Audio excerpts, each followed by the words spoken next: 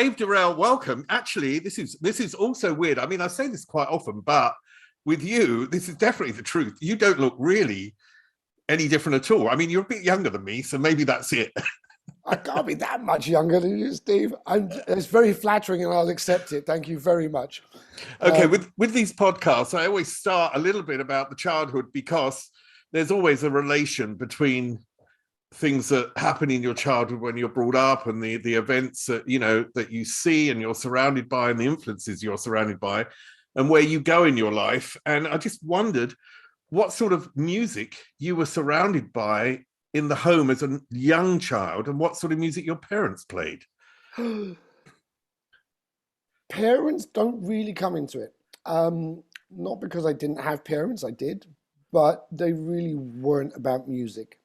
My biggest influences were my sisters, both of whom were older than me, still are older than me by a few years, but not many. And the eldest was kind of a de facto parent for me for a while and looked after me as if I was her toddler. And when she was working at Bieber, which was a legendary hippie, post-hippie shopping emporium in London's Kensington, she was working for Barbara Hulaniki there. And I'd get taken there and sat down in the fountain bar eating ice cream, Smarty Sundays we used to have. And she was a big influence. She was very much into, I guess, kind of like the whole music of that period. So for me, things that I would really influence were the covers of Jimi Hendrix' Are You Experienced album and Axis Boulder's Love and these things. And then musically, she was listening to everything from obscure bands like Groundhog and Hendrix, etc., and through the Beatles, into, I guess, what happened then, which was my other sister, who is a few years older than me, and in between the two of my eldest and me, she got into, I guess, kind of like Stax and Motown and soul. So I really got this kind of like rock coming from one side, and then kind of like dance music, R&B from the States coming from the other side, with a little sprinkling of kind of ska and blue beat, which was also kind of like really the sound of London streets, I think, back at the end of the 60s and the early 70s. So those were the things that really kind of influenced me very early on.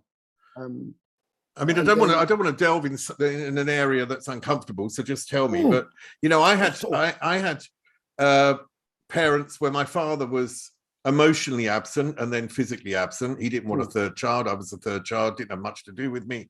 Okay. And my mother didn't really see sort of the cultural world in a way that could be something that was financially or emotionally valuable in your life. And that's why I asked, because parents often have an impact on you. So were they around or? Really not so much around for me. I mean, my situation family-wise is a little Mike Lee movie, Secrets and Lies kind of scenario, where the person I grew up believing my father wasn't my biological father, it turned out. That man I met much later in life. So none of my fathers have had any influence on me musically at all. And my mother, she had a period in hospital and convalescence, and was also really not that tuned in to music, and even today, I think, she's not really that bothered. The radio's always on at the place down in Whitstable, but I don't think music really is the. Yeah, the reason I ask is, I mean, that's really fascinating for me because Dave Garn had a similar experience, didn't he? He found out his father was his real father was in the kitchen one day, and he walked into the kitchen, 10 years of age or something, and was introduced to his real father, where he thought kind of happened very similar to me, though I wasn't actually introduced at that point to the person that I know did meet me when I was probably 9, 10. And in fact, it took me a long time. I was, I think, in my 30s, mid-30s by then, and married with children, and looking in the mirror one day and shaving, I kind of like, I was shaving off quite a bit of beard. I've always had a lot of face fuzz, and I had half of the kind of shaving foam off, and I looked in the mirror and I was like, this is interesting. I see my mum, and then I see somebody else. Who's that somebody else? Anyway, I wiped the rest of the foam off my face and went and called my sister. And I said, who's my dad? she was like, oh, you have to talk to Auntie Joan. I was like, okay, give me Auntie Joan's number. So then the next I'm phoning Doncaster in Yorkshire. And I'm like, Joan, hello, it's your nephew David.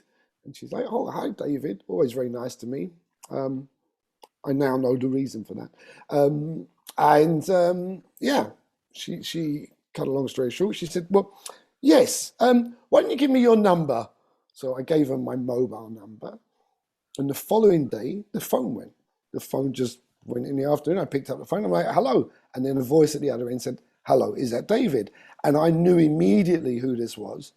And shortly after we agreed to meet, I went down to Liverpool Street Station. He said he'd be in a 3 o'clock train or something. And I waited dutifully by the, on the concourse there, waiting for his train to come in, so to speak. And people filed off of that train. And I thought, well, he hasn't turned up. And then the very, very, very last person to come out, way after everybody else. And I immediately was like, that's him. There's absolutely no mistaking.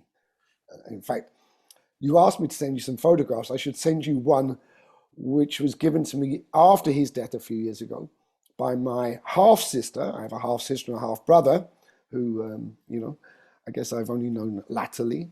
And what to say? Yeah, I think it's virtually impossible to tell the difference between a 19-year-old him and a 19-year-old me. And people look at it and say, is that you? And I'm like, no, it's not me, because it looked quite old, the photograph. And you haven't changed much, which is, as I say, very flattering as I'm pushing into my... I'm there, whatever. You don't need to know. You don't need to know. I mean, the thing is, you see, I went through a load of therapy in later life, and one thing that really came up was that one of the reasons that we sort of came to acknowledge was that because my father didn't show a lot of interest in me when I was young, that I sort of searched for love or attention. And maybe one of the reasons why I ended up on TV.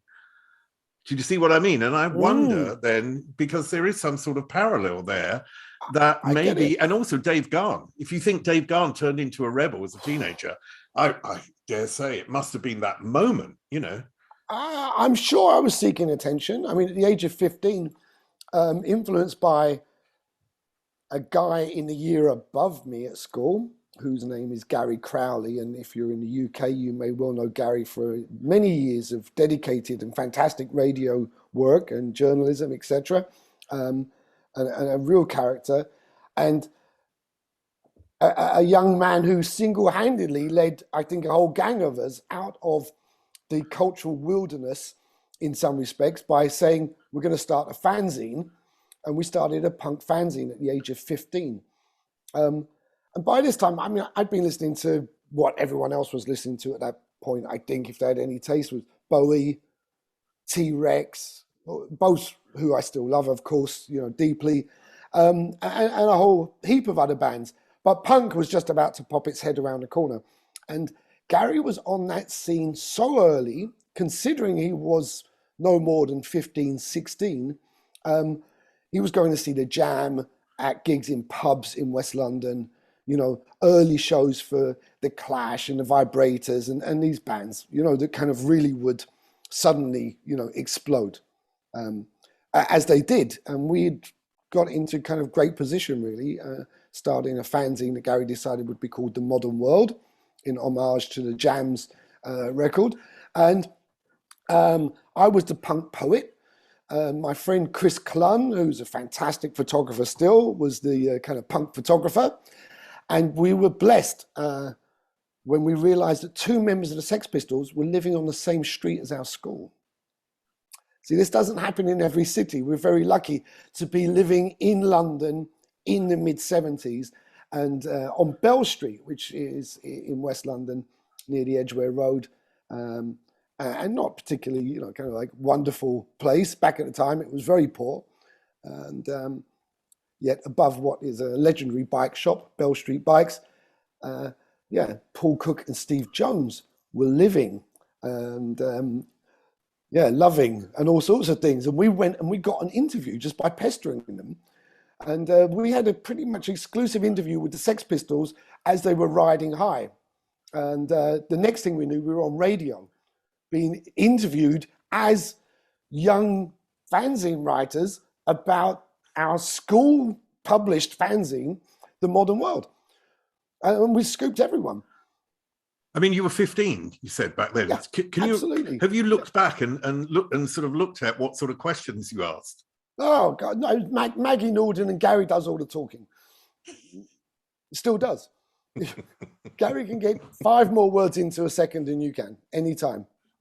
What impact do you think punk had on you? Because punk Huge. Punk was the music, it was fashion, you know, it was those Jamie Reed incredible graphics, you know, it was a universe in a sense. Absolutely. I would ride around our council estate in central London on my Raleigh racer in a Marks and Spencer's plastic bag as a top. That is what happened in punk. We would staple our flared trousers together to make straight trousers. And along with the fanzine, I remember I couldn't wait for the Sex Pistols, you know, anniversary time again for God Save the Queen, but never mind the bollocks. I remember my, an older relation coming down to stay and I get kicked out of the room. But I left the Sex Pistols album out on the turntable, you know, never mind the bollocks. I thought, this is giving it to old people. I read somewhere that you actually saw Sid Vicious go past on his motorbike. Absolutely true. Yes. They just changed the law. You had to wear helmets, I think, at that point. And he was just going past on this like Suzuki 125, no helmet, no T-shirt, leather jacket over the top, and just the absolute epitome of freedom. And that's what it all really spoke about, I think, to us. It was do what you want, do what you like, you know, rip up the rule book and, you know, you can be anything you want. And I think that's a fantastic message. Well, it's definitely something that you've lived your life by, that you haven't actually followed one thread in your life. You've done so many different things, and I'll come to that later. But one thing that interests me, because I knew him a little bit, was that you went to school, the same school as Luca Anzalotti. Luca was thrown into my lap one day when the year master opened the door of one of our classes and said, new kid, your class, he's Italian, Dorrell, look after him. That was it, you know. And so I got to give, you know, terrible back in the day. He said his name's Spaghetti, and that was it. It was the 70s. And Luke and I became very, very good friends. And still are good friends, even though we've been through all sorts of ups and downs in our lives. And it was very funny, actually, because Luca come from a well-to-do middle-class Italian family. His father was working for the Banca di Roma or Banca d'Italia, one of these, and was, I guess, sequestered over to London to work in the city, and they had a nice house and all of this. And I came from like a very poor working class council estate background. Luke had money for things like import records, which I just was like, who could possibly ever afford an import record? You know, and also being canny as Luca is and was, you know, he was taping them down on his home hi-fi and selling cassettes of otherwise impossible to hear albums by Japanese jazz funk masters, and, you know, heavyweight vinyl from America, you know, wasn't going to be released ever in the UK. So we had a lot of good music, and we started to go to clubs together. I mean, one thing that's, just to say who Luca is for people that listen, because Luca Yes, Anzalotti is one half of Snap with Michael Munzing, and became incredibly well known through the work that they did together, yes. And of course was based in Frankfurt, and Frankfurt rears its beautiful head in your life as it did with me. I think I was going by plane. I've jumped a bit and I come back again, but I was going by plane to Frankfurt when I worked at MTV, every few weekends, because I wanted to go to Dorian Gray, which was under the airport, and also when the Omen started, to go to the Omen. I DJ'd the Omen. I did go to Dorian Gray, of course, but I actually DJ'd at the Omen with Sven Väth and Moby at a May Day party. There you go. Oh, wow. That was like 1991 or something. I mean, back. Those clubs for me in that day, and I've jumped, so I'm going to go back, but those clubs for me in that day was something almost akin to a religious experience. Completely. Do you know what I mean? I'd go to the Omen on a Friday, not to the Omen. I'd go to Frankfurt Airport on a Friday night, go downstairs to the Dorian Gray, and I'd come out on Sunday afternoon, fly back, and go to work on the Monday. What was special about those clubs in Frankfurt that was different to the clubs at that period in London, do you think? That's difficult to say if there was that much of a difference, but I would say, certainly, both of them had incredible sound systems compared to virtually anywhere in London that I could think of. And I was DJing at Raw in around that time, I guess 84, 85, 86, 87, something like that. And we brought in a sound system each week, which was huge and actually excellent. But these places were in a different, kind of like category. They had super sound systems. Dorian Gray had things like strobes built into the ground. You felt like you were in Star Trek and getting beamed up. They also had the sound systems where you could sit you sat in the speakers. All of these things, don't forget, Omen is Sven Väth's first kind of real attempt at building a club. And he'd spent his life in clubs already. Sven was working as a light jockey when Michael and Luca discovered him, I think, or he discovered them, whatever. And they made the first record together, which was Electrica Salsa's Off, which was a #1 in Germany, which brings me back to Luca, which was... Luca and I fell out at the end of school over a girl we met in a club. Like, we fell out so badly, and I broke his heart so badly, and I apologize again, Luca, many times for this one. But teenagers love, it's a complicated game, so it's a very difficult dance. And I was completely out of order, I'm sure. But the thing was, we actually stopped seeing each other for a couple of years. And then... a few years passed, and I got news from my partner that she was pregnant. And I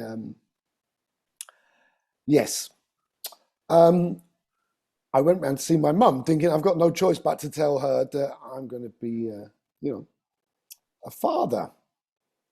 So I went back round to Bloomsbury, where I lived, and where I had lived as a teenager, where my mother still lived, in the centre of London. Things were so innocent in those days that she still didn't lock her front door. So this is, kind of like back in the 80s. And as I walked into her house, without even so much as ringing the doorbell or knocking on the door, literally just opened the door, knowing it would be open, and walked in, the phone rang. And this is absolutely 100% true story. The phone was an old, no mobile phone, a proper phone. It was ringing on the table by the front door where they used to be kept. And I picked it up and I was like, hello. And a voice at the other end said, hi, I'm looking to speak with David. I said, you're speaking with him? He's like, this is Luca. I was like, well, that's a remarkable coincidence. He's like, do you still live there? I said, no, I've just walked around to see my mum to tell her I'm going to have a baby. At which point I turned around, my mum was standing there looking at me, glowering.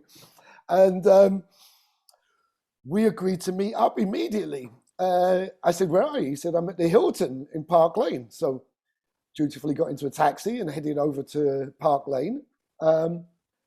Walked into the Hilton, looked for the front desk, walking out jumps this guy from behind a pillar. He'd literally been waiting for me. And Dave, that was it. We got talking. He said, yeah, we've made a record. It's #1 in Germany. I said, that's funny. I said, we're going to be #1 in England next week. We'd pump up the volume. What chances? I mean, really, life's filled with magic if you look for it, I think. That's brilliant. That's brilliant. I'll come to all that later. I'm just going to go back to I mean, I know you started DJing at school, but I want to come back to the early 80s because I found that was such an interesting period for me because it's when I moved up to London and there were these clubs, you know, Dirtbox, Phil Dirtbox of the Dirtbox. There were, D-Mob. D-Mob, yes, of the course. shop. I used to go to the shop all the time and then the clubs, yeah. You know, a fantastic scene in London. And I think you have to remember, it was very small. There were a handful of cool shops. That was all. There was, you know, D-Mob. I went there religiously to get my hair cut at D-Mob. In fact, I even modeled. You asked me to send you some photographs. I'm going to send you photographs of me modeling for D-Mob. I look pretty good, I got to say. But anyway, those, you know, shops like that, Body Map in Covent Garden, you know, what was the shop up in Camden, on Camden Road? Oh my gosh, there were like, you know, a few places. Obviously Kensington Market, over west, and, you know, a couple of places on the King's Road. That was it. It was but tell me about the warehouse party scene, because this was fantastic. I remember, to be honest, and this is where I think there is a similarity, or where it's like maybe the birth of what came later when Acid House came, is that as a gay man, I felt very comfortable in these parties, and they were very mixed, and they felt very new. They were very illegal. They were often not in warehouses. They were in sort of other establishments, yeah. But they were great fun. They had great music, and they had a really interesting, and what I felt was a really fascinating and inspiring crowd. How did you view those parties, and how important were they in the development of what was later to come? Hugely important. And yeah, at the same time, we're talking about ultimately just a few years. I think the spirit was born out of punk. In some respects, I was lucky enough, living in the centre of London, to have access, or knowledge at least, of things, you know, kind of, and also older sisters in the scenes that, you know, kind of like, I guess, gave me a leg up. I was going to the Blitz, you know, kind of at the beginning of the 80s. And I mention that because even though it was a club and not a warehouse, I think the spirit of the Blitz is what you're alluding to. It was where all of the fringe characters in the world, and that of course meant also, you know, those of any sexual persuasion, I should say, were to be found. And that scene fed into things like, you know, we'd go and play pool on a Monday night at Heaven. Why? Heaven was one of the few good clubs in London, and it was open, and you could play pool. And of course, there would be the people that made up that scene, and they were mostly from art colleges. They'd moved up from South Wales, like Steve Strange and Chris Sullivan, and into town from Yorkshire and parts of Scotland and all sorts. They were, I guess, you know, kind of like moths attracted to the occasionally flickering light of London's underground. And that was, you know, that gave birth to people wanting to do parties of their own without the restrictions of the clubs or the pubs. And so, you know, these things kind of grew up. D-Mob, you know, kind of famously on Rosebery Avenue, again, just round the corner from where I was living at the time in Islington. Yeah, Doghouse or whatever it was called back then. But I was doing parties at the beginning of the 80s in the kind of tenements around the back of King's Cross, Battlebridge Road. And those were parties that involved people like Nana Cherry, TV food expert today, Andrea Oliver, the mother of Makita Oliver, and the TV generation there. But Sean Oliver, who was a member of the band Rip Rig and Panic, that both Andy and Nana were in, along with a number of other great musicians from Bristol as well. And so these kind of connections, you know, were one thing after the other. You know, that you'd meet more people, they'd introduce you to another scene. So through the Battle Bridge gang, you know, you might meet the Mutoid Waste Party people who were busy, you know, welding together bits of cars and old piping to make monstrous, you know, kind of sculptures. But, you know, it was a very, very vibrant scene where there was a lot going on in terms of art and music and culture and media, you know, which is kind of like where I slip into the NME, because Gary Crowley is the receptionist at the NME when I leave school. Wow. Right? It was and that's how you got in. That was kind of how I got in, yes, because Gary scalped photographs after the modern world and its demise. Gary left school, got job as receptionist at the New Musical Express, which was possibly the world's leading music paper at the time, along with Rolling Stone in America. And I had the idea of starting another fanzine. I kind of started putting together the first edition of something called Salo 123 Days of Sodom, named after the Pasolini movie, which I think at the time I hadn't even seen. But it sounded good. Ooh, sounded amazing. And when I actually did see it, I was like, oh my God, this is the most, like, That's another scene from I know it well, yes. Yeah.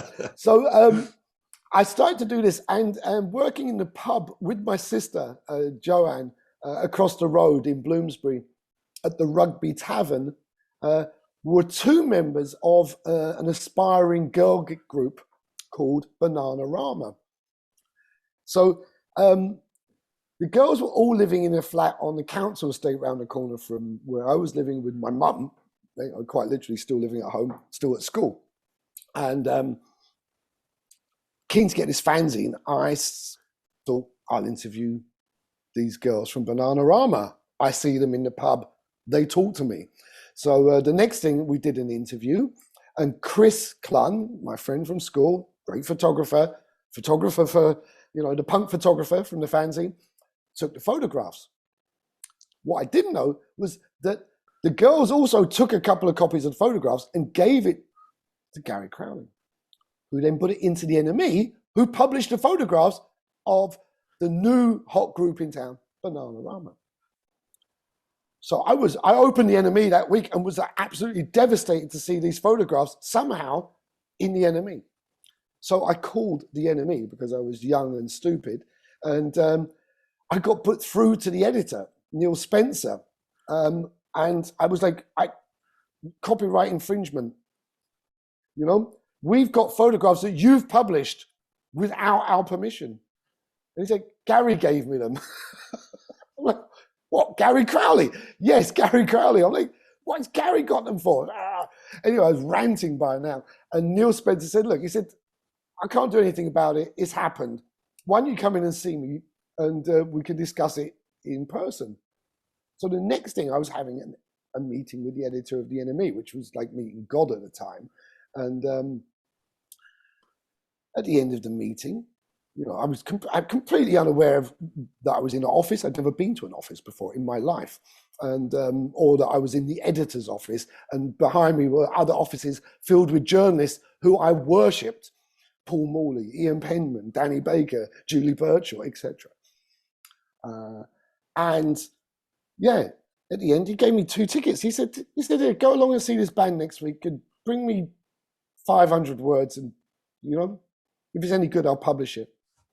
Well, that's amazing. Now, NME sort of opened up the world in a sense for you, didn't it? Because Totally. you could travel around, go to different places around the world. What were your impressions as you went? I know you went to New York. And my first trip abroad was Amsterdam to interview Curtis Blow, legendary early OG rapper, a great rapper, in fact. I can't remember what happened from the minute I got into his hotel room to the moment I left Amsterdam. I don't even think I brought a story back. But they didn't seem to mind that, and then they sent me to New York. So tell me about New York of that era, because I just interviewed m.a.r.r.s. By the way, I can only ever hope to aspire to be as good an interviewee as m.a.r.r.s. Just in awe. Always have been, and even more so today. Oh, he's amazing. I mean, what a life. What an incredible life. But I mean, he really gave, I think, in many ways, a wonderful description of New York, of that era. Now, as someone coming from London, from a different base culture, and going to New York, and then having access in New York to all those clubs, all those, you know, very extreme places that were sort of available. How was that, and how did you view that scene in comparison to what you knew in London? I was already looking towards New York for inspiration at the time. I was already listening to music coming from the States. I was already dressing, I guess, kind of by that stage in kind of like almost like quasi kind of hip hop, way. Kind of like Nike, like shell suit type business going on, and big sneakers. And I remember just like the wonderment of New York. I'm very blessed to go with somebody that had been before, who was my kind of trip partner, Peter Anderson, incredible photographer, very, kind of funny and streetwise Scottish man, a couple of years older than me, but at the time it seemed like decades of experience more, and probably was. We went into New York. He said, let's go into New York like this. And we went on the subway from JFK into the heart of New York in December, and come out something like 44th Street, 42nd Street, into what was just swirling clouds of snow that seemed to go up endlessly in a way I couldn't quite fathom. And there was a Father Christmas ringing a bell. It was just like being in Home Alone. Donald Trump could have walked by me and shook hands at that moment. I wouldn't have been surprised. And then I realized I was looking endlessly up to these kind of canyons of skyscrapers. And we were in Manhattan of films and music. And, you could hear that sound. It was New York throbbing kind of in the background. And we did everything. We walked up to 125th Street. What fascinated you about the subculture in New York? What fascinated you about that? There's always that element of the exotic, and yet it was also new. I remember my first exposure to rap was when the editor of another music paper, Black Echoes, came back from the States with a 12-inch of the Sugar Hill Gang.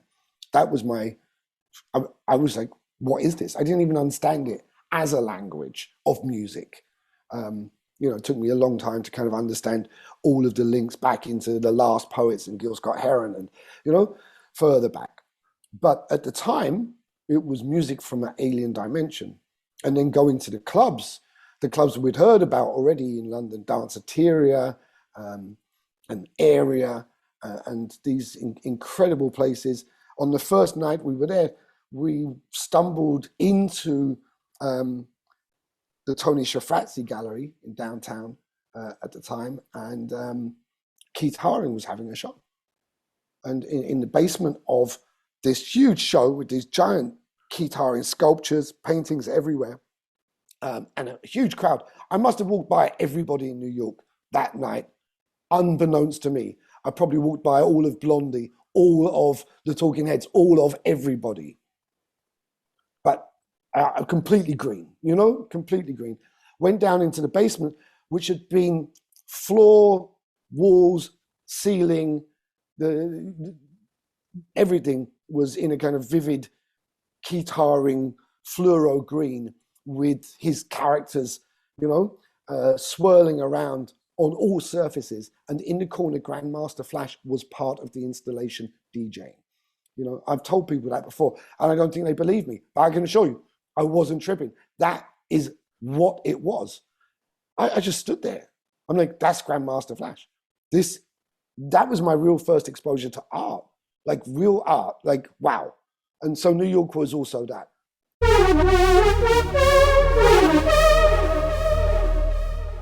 That must have made an indelible impression on you for what you have done in your later life. But I just want to come to the central part of the interview, which is obviously about, first of all, your connection to MTV Europe and how that led to Pump Up the Volume. Yeah, I know. I think I said that to you in the email. Funnily enough, I just got interviewed for a book the other day by Matthew Colling, who used to write for ID, and is writing a new book on the history of electronic music from 1945 to 1990. Why do I mention that? Because we got into this conversation about Pump Up the Volume. And I said, it's funny, I've just written to Steve Blame of MTV fame, saying that, in fact, the generally accepted story, and the one I've even accepted for many years, is, of course, that Ivo, who created 4AD, stroke of genius, by the way, and of course, found incredible bands, Cocteau Twins, etc.,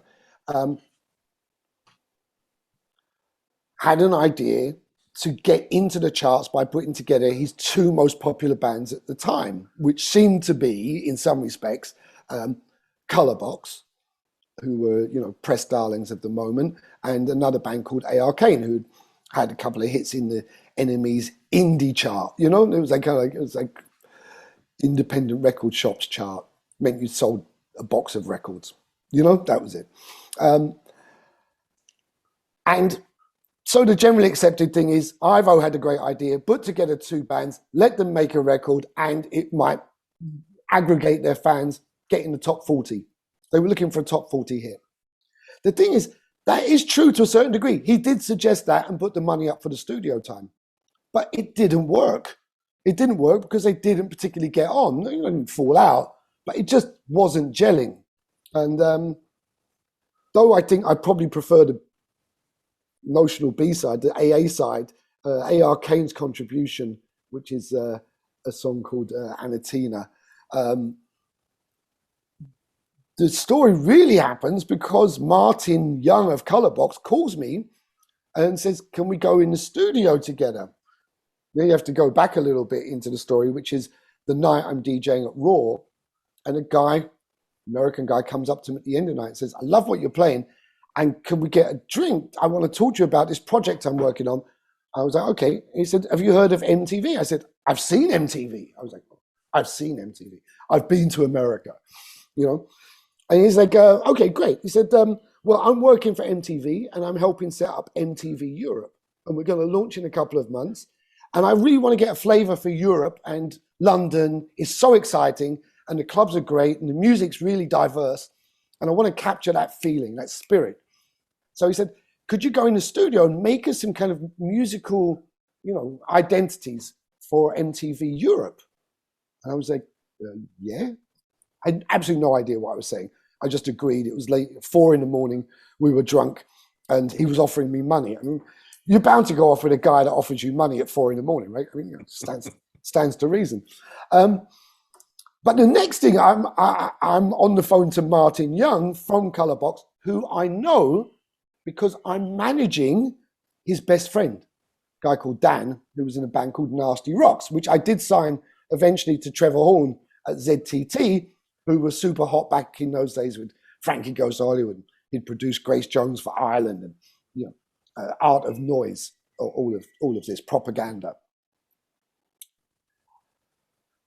So Martin and me had become friends because of this, and I phoned him because he was the only person I actually knew how to produce anything. And I said, look, I've been given a chunk of money by this guy who wants me to make some music, but I've got no musical skills, I've got no idea at all. I just know what I want to do. Could we do something? So we went into the studio and we made these idents that become the first musical idents on MTV Europe when it launched in 1987. Scroll forward short time after this, and Martin calls me from the studio and said, I'm stuck in the studio and I know really where I'm going with this. I've got this kind of idea for a groove with my brother, but can we do what we were doing in the studio for MTV? And I said, sure. So the next day I went over to the studio with a bag of records.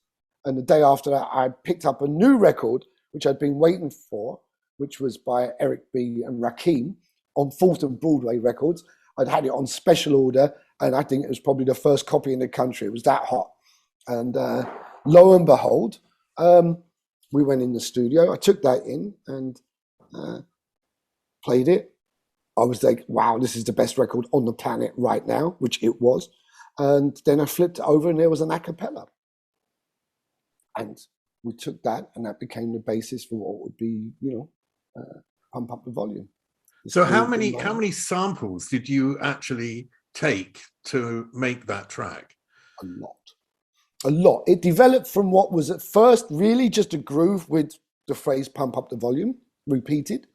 And then we decided that there was more to be had. And so we built the track out along the lines of what we'd done for MTV, perhaps along the lines of what was also already in play because of incredible Americans, such as Grandmaster Flash, of course. Grandmaster Flash's Adventures on the Wheels of Steel is a precursor, just as Double D and Steinsky's, Lessons Volume 1, 2, 3 were precursors. And at the same time, in London, people like Cold Cut, who were already playing around with that Double D and Steinsky kind of idea of creating narratives from samples. And that was a big inspiration for me too. So really, I guess we made a collage of, a few dozen samples. Did you get the rights of every sample? Probably not. No. Did you get into trouble? Yes, we got into trouble. We got sued by Stock Aitken and Waterman, who were the biggest producers in the country at the time, I think. Obviously, with the PWL sound, Kylie and, Rick. We took Rick Astley off number one. I think that is probably what triggered the lawsuit more than anything else. We were in the kind of, we Rick-rolled Rick, and respect to Rick Astley, of course. But we took him off number one after a very long run and kept Michael Jackson off of number one for 2 weeks, which we just felt like, kind of pretty wonderful at that point. We turned down Top of the Pops and that was that. We kind of disappeared into, the ether soon after. That track, I mean, first of all, John was my boss at MTV and my first boss. He was the boss of the news department when it actually first started. Pretty crazy. So you remember him? I remember him. I remember how wild he was. Yes. I remember going round his house and him showing me all this heterosexual porn for some reason. Oh my God. Conversion therapy. It didn't work. Whatever that was. No, he was a laugh. I have to say, he was completely mad. And and an lot of energy. Boss. Put it that way. The thing about Pump Up the Volume was that in a sense, it was, it's said to be like the start of really like the electronic music that really came in Britain, because it somehow hit that moment and had an explosion. How important do you think that track is in hindsight to what was later to come? I think, it's great to defer to others. I mean, Rolling Stone had it in, I think they're kind of like, 100 most important records of the 20th century, along with Nirvana and whatever else was in there, Redemption Song probably or something. And, so it's always flattering to be considered somehow seminal. I don't think at the time we had any sense of that. But at the same time, looking back in history, I do think it did act as a kind of entry for a lot of people around the world because it was a number one in a number of countries and a top 10 hit in dozens. And in some respects, it broke down the doors, I think, of whatever prejudice there may have been, but also because right behind us, of course, was a slew of music that wanted to come out on its coattails, which it did. I mean, you know, m.a.r.r. was already a big name DJ in London and incredibly into his music, and so, you know, S Express followed, and Tim Seminal similarly, you know, with Bomb the Bass. Those two records kind of help, I think, form a kind of triumvirate of English popular dance music records that really just took the lid off. And that's not to kind of like say that dance music hadn't been making inroads. It had. There'd already been technically house records in the top 40 and even in the top 20 before Pump Up the Volume went to number one. But I think the very fact that you went to number one kind of, you know, that you know, opened the doors, you know, for a lot of things. I think programmers and radio stations, they were like, this is viable. I mean, it was also a precursor to what was the revolutionary part of the 80s, which was like the acid house stuff in the late 80s. And that is also connected to the early 80s with all these clubs where, as I sort of mentioned before, that you would feel comfortable in a club, whatever Yes. Minority, let's call it, or whatever section of society that you came Exactly. from, you all met in the club and you were all the same in the club. And acid house was that totally, as well as this new revolutionary form of music. How important do you think clubs like Trip and Shoom were in that period? Huge. I mean, you know, kind of already, I guess, you know, you're looking at the DIY ethos that it goes all the way back to punk for sure. But it's there again in the new guys with Danny and Jenny Rampling opening Shoom in a gym, you know, in Southwark Street. Clandestine. Legal? No, not any more illegal, for instance, than the club I was doing at the YMCA in Tottenham Court Road with Oliver Payton, Raw. And that was a gym, you know, that Oliver rented on a Saturday night. Again, the police didn't really seem to be that interested. And it was, to all intents and purposes, a proper club. It had proper bar staff, proper door people, you know, everything that was necessary. And Shoom also had Jenny at the door and, you know, kind of a sound system that they brought in, etc., etc. But it was really very much, you know, an illegal underground warehouse party to all intents and purposes. And, you know, I think the clubs that were really the bridge between, you know, things like, you know, D-Mob's Doghouse Party or whatever, and Dirtbox, Phil and Rob, and I DJ'd for Dirtbox. They opened up parties above chemists in old ruined apartments, and, you know, we broke into warehouses in West London and over by the river. Wherever they could find that they could get in cheap or free, that would become the location. You know, flyers, handbills would be the ticket, the invitation, and then that would be it. You might bring your own beer. There might be some warm cans of pills or something, you know, on offer. And it was a great free-for-all. And they were totally kind of, you know, liberated, you know. And back to your question about, was there a difference between London and Frankfurt? Frankfurt definitely had better technicals, but the wildness, that was already there in London, you know, and had been, I think, through 85, 86, 87, into this new generation of clubs, Spectrum, Future. Paul Oakenfold, a big mover and shaker in that scene.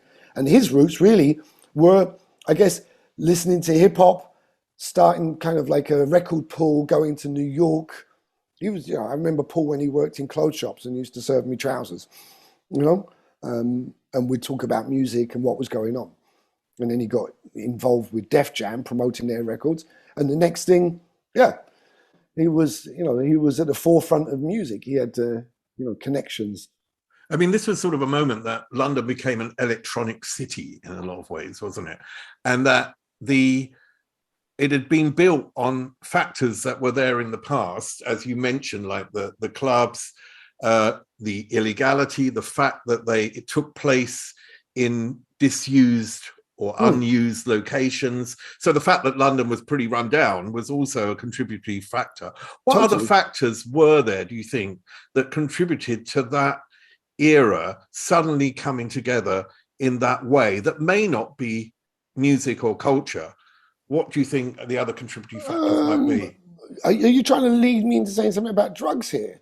No, I don't think just drugs. Might be, but there's no denying that that's also kind of an aspect of it, and always has been. London's nightlife, you can go back to mods staying up all night on Benzedrine and US Army speed, LSD, which I guess kind of like as you move through the hippie period, clubs like UFO, etc., where my sister would go.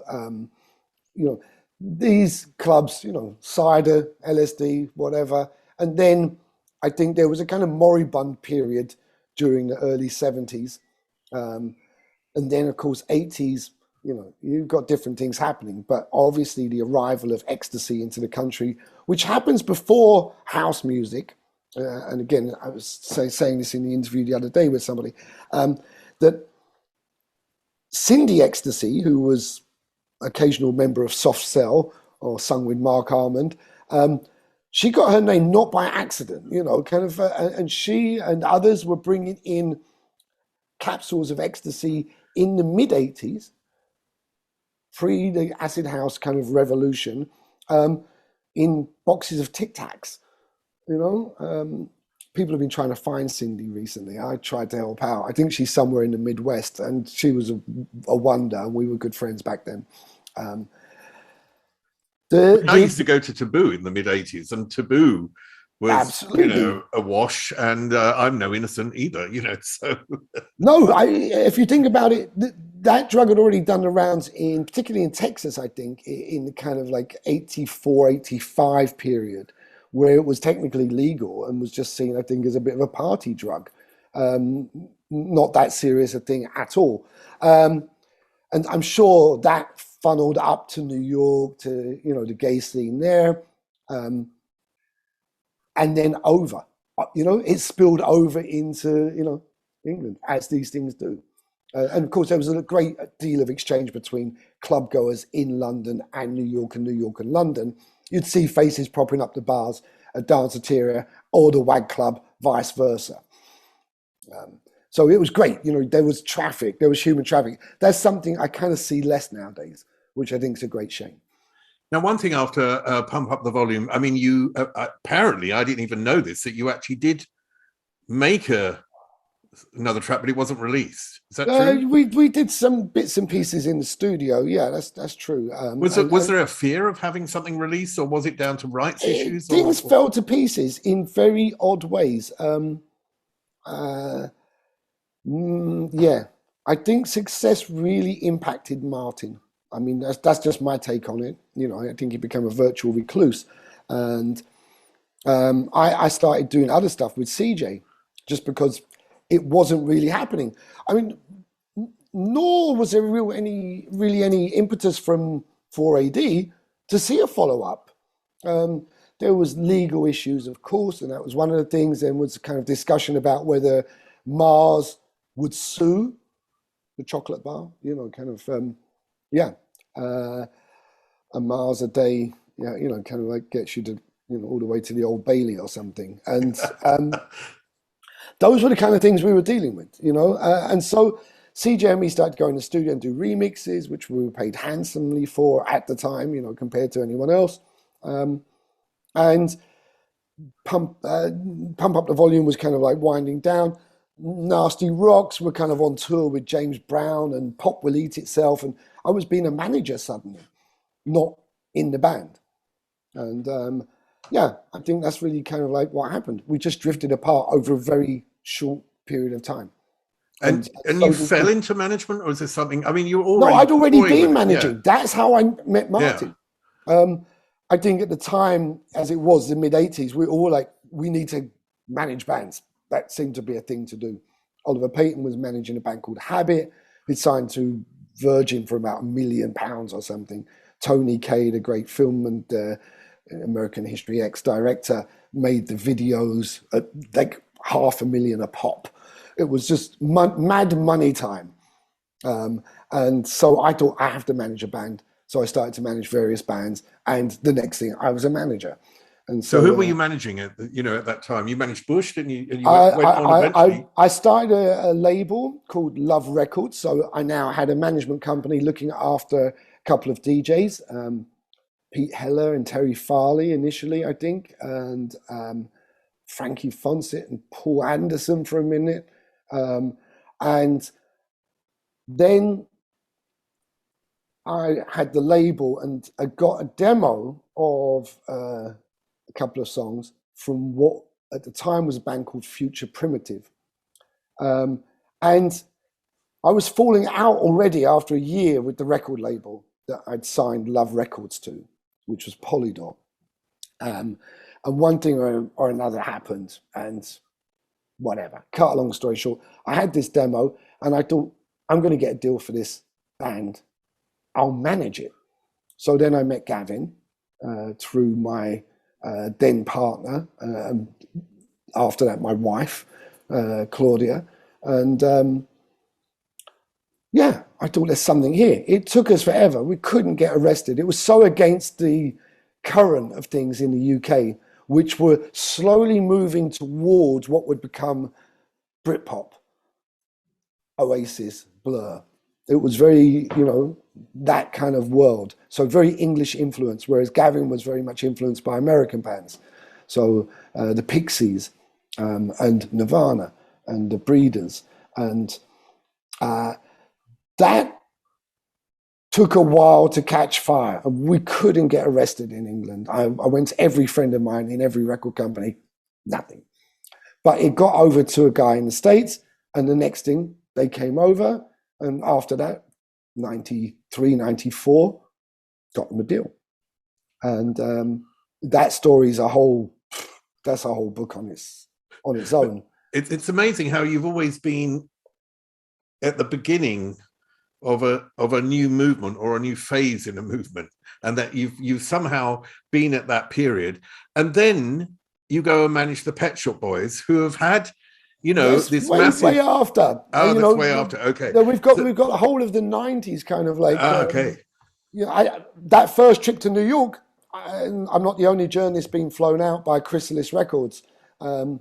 Neil's the deputy editor by then, I'm not sure, of Smash Hits, which was a pop magazine whose offices were directly opposite the NME's on the same floor on Carnaby Street. So we could look out of our window and look into Smash Hits' office, and they could look across and look into the NME's office. And so we knew each other anyway, and we'd meet in the same cafes for coffee and sandwiches. And so, yeah, Neil was on that trip, and that's when I first really met Neil, which would stay, I guess, in both of our minds, because many years later, even though we knew each other from London at that point, we met in Las Vegas, where I'd stopped managing Bush. 9/11 had happened, and I was working with a band called Dirty Vegas, who picked up a Grammy for a track called Days Go By, as dance music got its first kind of like new bite in the States. And we were selling out a show at the Hard Rock. And I think Neil and Chris were playing the following night or something, or they were in Vegas. And we got talking. They said, can we meet up when we're next in London and go for lunch? And I was, of course, this was like 2000, 2001, I guess 2001. And so we did. And over lunch, they said, do you want to manage us? And I was like really surprised. And I was like, yes, because it was too late to kind of like back out by then. And in fact, just great to see the boys play in Berlin and sold out show at Mercedes Arena here the other day. And still just indubitably the Pet Shop Boys in all of their wonders. Yeah, I had a friend who went to see them in Frankfurt the other day and just said they were absolutely Yeah, it was a Absolutely amazing. great Really show. amazing. Great show. And so, yeah, that all happens in the kind of like post 9/11 world of, yeah, I guess, pop and culture. Things But have this is, changed. yeah, I mean, okay, this is a bit later, but in between, you start being a curator of art. I start hanging out with artists. And that's how it came about, literally. Yeah. As simple as Uh, that. And in fact, I'm off to see a friend for his 50th birthday in a week or two in the UK. But this person is one of those influential people in life who, after a night in New York, not the second time we met, the first time was in London on New Year's Eve, and then the second time was after a drinks and a dinner in New York, and went back to the room and downed the best part of a bottle of whiskey. And we talked about art for a long time. And at the end, he said, I'm going to do a show and I want you to co-curate the show with me. And I didn't even know what that meant. So I said yes. And the next thing, we were looking at this warehouse filled up to our chins with rubble. And I said, this is where the show will be.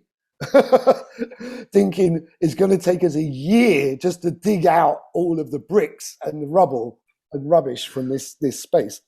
But actually, it did get cleared, and it did become my first dip into the art pool in that respect. And we curated this show with some great artists in, and it was, yeah, a real adrenaline rush to do this and to open it and for people to come. And we got a pick of the week in the Guardian. I thought, wow, you know, the Guardian's mentioned our show. You know, it's not at a big gallery. What do you think you brought? What did you bring to it that had sort of, because of your past and your experience in, you know, music and in DJ culture and in club culture, what were you able to bring to it which would add to that? Was this John Giorno? No, this John's later. That certainly kind of like builds on all of the things you know, that have influenced my life. And the link really there is poetry more than anything else. You know, I think I said earlier, you know, I wasn't a journalist at the fanzine at school. I was the punk poet writing 2-line poems, which later on got found in this fanzine, and somebody, a very well-known graphic designer of the time in London, used them on a number of sleeves, hidden away as secret punk messages hidden on the sleeves of dance records, funnily enough. If you ever pick up a copy of the English 12-inch of Johnson Crew's Space Cowboy, for instance, from the mid-80s, hidden away on there is a couple of my punk poems the graphic designer saw fit to put on there. And likewise, the person in the room, who's an artist today called Robert Montgomery, is also effectively an artist that works with poetry. And so we kind of bonded on art and poetry. And John Giorno later on, obviously, when we did our show in Venice during the Biennale, you know, I was attracted to John Giorno first and foremost by his poetry. And so that it also played out that he was an artist only came afterwards for me. And then, you know, kind of like we were blessed to, you know, have him agree to be with us in Venice. And so, you know, that first show, the curation of it, I think it was really that Rob and me kind of like, you know, we chimed somehow. You know, the artist I wanted to bring complemented his, and somehow it was like writing a poem together, just visually. So I want to come to the Pet Shop Boys, because I've always loved the Pet Shop Boys and absolutely adored their music, and love the fact that they were also be able to incorporate art into what they did, and they were something so new and so different, and they've really, you know, as they have along that era, progressed and changed and developed. and now, of course, are such a sort of institution, but at the same time, completely loved and appreciated for what they do today and for their history. What do you think you were able to bring to them if you're at if you're at a lunch with Neil and then you sort of react in a way, oh Christ, they're asking me to be a manager. Oh yeah, I'll do it, but you're not really sure. I was like, wow, okay, Pet Shop Boys, I guess, it was impossible not to know the Pet Shop Boys, and I'd known them anyway, socially. And so there was that. But I didn't sit at home listening to Pet Shop Boys albums. In fact, I'm not the greatest lover of English pop music. If you catch me on the wrong day. Yeah, of course there are exceptions to these rules, and I love many of the Pet Shop Boys songs very deeply. But yeah, I think it was perhaps having a sense of where they were coming from and also where they were heading toward. And I suspect also that I was interested in these areas that overlap with them. Perhaps, their first manager, who they fell out with awfully, of course, was Tom Watkins, R.I.P. Tom. He was art school. And I think, perhaps post that, perhaps, they were looking for somebody, I guess, with both, experience in America and, international chops, which I certainly had by then. And also perhaps, some sensitivity towards, how they did things. This was a band that gave their video budget to, Wolfgang Tillmans, who spent the money filming a mouse at Tottenham Court Road Station one night. That's the video, I'm like, that's great. That's great. Of course, kind of like record companies are having heart attacks at this point. But it was a great video. It's a great video, and the boys are way ahead. Yeah. And so I think it was, kind of also, as the boys are very plugged into club culture and always have been, great remixes historically from the likes of David Morales and, Danny Tenaglias of this world. And I think at that time also, they were in Berlin a lot. I was in Berlin. There was a whole scene developing again, this huge kind of upswelling of minimal techno from Germany, but from Berlin particularly, I felt. And so I think I understood most of the points on their map. Wasn't such a bad thing. And I don't even remember, Chris probably going to kill me. I never talk about the bands I work with in any way like this, but I remember we were playing, or we had every intention of playing Hogmanay in Edinburgh. Unfortunately, it was the one year it was called off because of 110-mile-an-hour gusts threatening to take down the stage.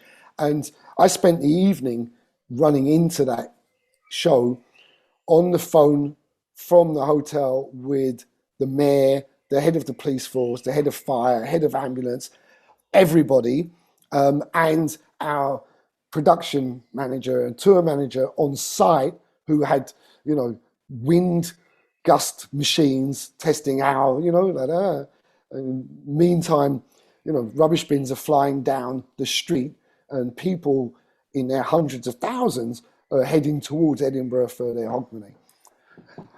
I think I'm going to cut this story actually, because when it all went down that we couldn't play and at the last minute we had to do it, and then we went and we all hived down in somebody's hotel room and got drunk and was like disappointed because everyone was really stoked, and Chris and me were laughing. He said, "I don't know why we've never had a heterosexual manager before. You're great." And possibly the last one that they're ever had. I can't comment on that. In fact, I think they have a heterosexual manager now. But obviously, a sea change for what they'd had historically. But also, yes, I think I kind of like, I got them, they got me, and that was good enough. And we had a great run. And we worked on some incredible projects, including their scores for Eisenstein's Battleship Potemkin, and doing that in Trafalgar Square, but then repeating that around Europe was just like insane. You know, as Neil had it at the time, you know, wow, we've got the biggest art house cinema audiences ever. And he's right. 28,000 people in Trafalgar Square on a Sunday, a rainy Sunday night in London, watching a silent movie. Black and white silent movie, you know, on a giant screen underneath, you know, Nelson's column. Fantastic. Amazing, amazing experiences. Yeah, but it's ideas like that that just make the world, I think. Now, you just said you're in Berlin, are you, at the moment? Yes, I am. Now, you're working with Patrick Mason. Yes, I am. Can you tell me a little bit about what you're doing together? We're just preparing plans to take over the world. Patrick's doing a great job. Yes, quite an interesting story about how that came about. And as with most things, you know, a few eggs got broken in the making of this omelette, which is a great shame in many respects, because it's cost a friendship. Quite under the pressure of COVID, I think a lot of things went right and a lot of things went wrong.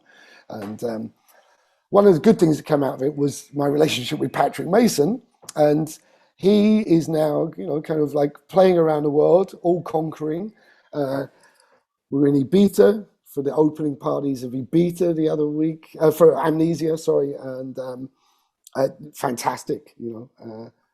And been back for a while, and incredible to be, you know, seeing the energy that people have post-COVID, post-lockdowns, to be part of this again. Patrick's the most energetic performer I think I've ever worked with. He's an incredible dancer, has a great touch for everything, and you know, visually stunning. And so, yeah, we're just having fun, and that's always the best way to look at it. And, you know, yes, there's hard work going on, and we're paddling like crazy beneath the, you know. What does this mean then? What does this mean on your CV right at the end? This you're working on a more physical activation centered on a regenerative project 50 kilometers to the south of Berlin. So what is that? Well, when I first moved to Germany, I didn't really move to Berlin. I moved to get away from England. This was post the riots and 2008 meltdown and all of that, and I was looking to get away from it all. I just optioned the rights to a short story by Australian novelist Peter Carey, and I had this idea that I was going to turn this into an incredible art house cinema piece, and I was going to write and direct. You have these kind of follies every so often. I do anyway, and a friend of mine said, well, why don't you just, you know, kind of like, you know, take this house on my father's estate outside of Berlin, and you can't be further away from things. There's nothing here. The closest part of civilization is the petrol station 10 miles up the road, which was true. And so I went out there to write, and it was windswept and forlorn. And there was not much else but my friend Julius and myself. His father lived behind a high fence in a castle, and we never saw him, which was good, because quite often we'd be raiding the castle for wine in the middle of the night. But great wine cellar. Yeah, Julius and I would, you know, kind of like sit there like with Nell and I, you know, like we've gone on holiday by mistake. It was that kind of world that we lived in. And we'd sit around a kitchen table and talk about the future, something that's always of interest to me. And at the time, as I say, it was, you know, kind of windswept and forlorn, but out of conversations around the table, it gave birth to things. And now Julius and his partner, particularly his partner Maria, have turned Märkisch, Wilmersdorf, which is this little Dorf, a little village, a hamlet, 50 kilometers south of Berlin in Brandenburg, into the most incredible regenerative farm program. They have market gardens that supply the pesticide-free, chemical-free, you know, food to Berlin. On top of that, they have a massive agroforestry project, which is the biggest in private hands now in Germany. And the idea is to create, I guess, a kind of model for the world going forward. how do you deal with the problems that we face, which are huge, immense problems, and no one can single-handedly deal with them. And so we need to, I guess, think of new ways of being and new models for the future. Something, again, that's always interested me. I guess ultimately I'm a kind of utopian character, and though I'm a daily pessimist, I want things to get better, not worse. And very, very pleased to be part of an ongoing dialogue at this incredible project to the south of Berlin. I think is one of the leading. I used to sit at the table with Julius, just he and I, late at night, and I'd say to him, "This is the leading edge of civilization. You do understand that?" And he would kind of like poo-poo me, but the bottom line is, it is. I'd say possibly as cutting edge as you could want to be today in all of the ways that need to be cutting edge. They don't till the soil. They've got raised beds. They produce the most incredible food. When you put their vegetables in your mouth and their fruit and nuts and everything like this, just this food, it feels like food. But more than that, it's also, I think, kind of potentially, I read a great quote earlier. I can't remember who it's by. Someone can write in maybe and tell me. But, I think it was maybe W.B. Yeats, which was that education isn't a bucket that you fill, but a fire that you start. Oh, that's fantastic.